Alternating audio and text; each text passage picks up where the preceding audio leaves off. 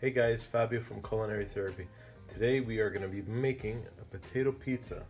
That's right, famous potato pizza. So I got myself a mandolin.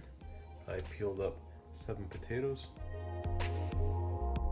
Mandolin cuts it nice and thin, so you need about that thickness. You can cut it with a knife if you have. So what I do is I put a fork on the top of it.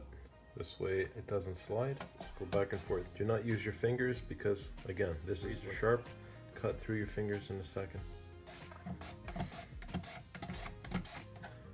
So we're gonna also do some red onions. Cuts it really thin. I'm gonna be adding pepper, garlic powder, smoked paprika, which is nice, and salt. We like to use the pink salt. So we have some that we had from our garden, and we froze it. And we also had some basil that we sweet trees, and we froze it also. So this is the perfect time when you need. Just chop it up a little bit. Remember to tuck in your fingers. If you keep them out, you're gonna lose a tip. This is my scraper. This picks up everything. Very inexpensive. Pick one up. So we're gonna add a little bit of paprika, some black pepper, garlic powder, salt, and we're gonna add a little bit more throughout the mixture. We have our sliced potatoes. You first can add everything. When you season stuff, instead of throwing it on top, the trick is to do it on the side of the bowl. So when you do it on the side of the bowl, it incorporates everything. Easier when you're mixing it. So you just put on top, only the top pieces are going to get. You're going to pretty much use the side of the bowl to pick up all of the seasonings. And your mixture, your slurry, you're going to again spread it on the sides. And then you'll add a little bit more, you'll see what you need. Pizza pan, this is one of those perforated ones. They work well, but if you don't grease them properly, then you are gonna have problems taking out your pizza when you lay it in there. Trick we use to get butter. So make sure the edges are nicely greased. And just go back and forth. Butter has to be cold from the fridge, this way it doesn't melt right through it. Just cover it with a tea towel to let it start to rise. If it was in the fridge, let it rise for like a good hour if you could. Just keep it warm and then it'll be softer. This is a nice dough. You can see all the air pockets throughout.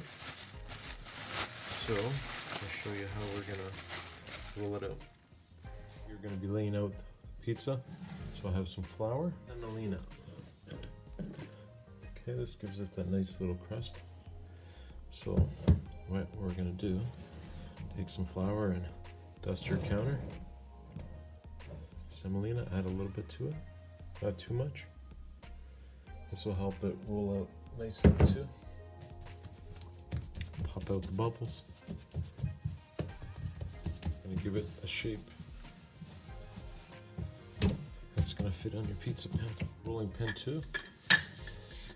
This helps out a lot if you have one of these larger rolling pins. And make sure you flour it. And as you go, it'll spread out. So once it's roughly the size of the pizza, you put your hand to lift it up. So it fits nicely. Crust, so I just roll the edges. I just put a little bit of salt, a little bit of garlic, and the smoked paprika. I sliced with the mandolin very thin. So now can add these first.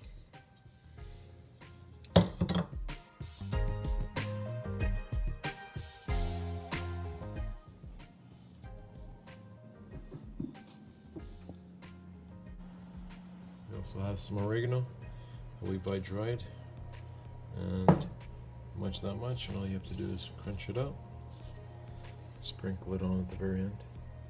Is our Reggiano Parmigiano. You have some grated up. It's going to be your topper. Okay, does that look good? And just dress the corners, otherwise they will be dry.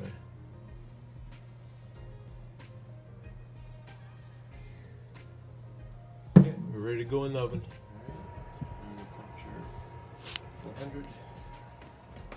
Put it on for 30 minutes.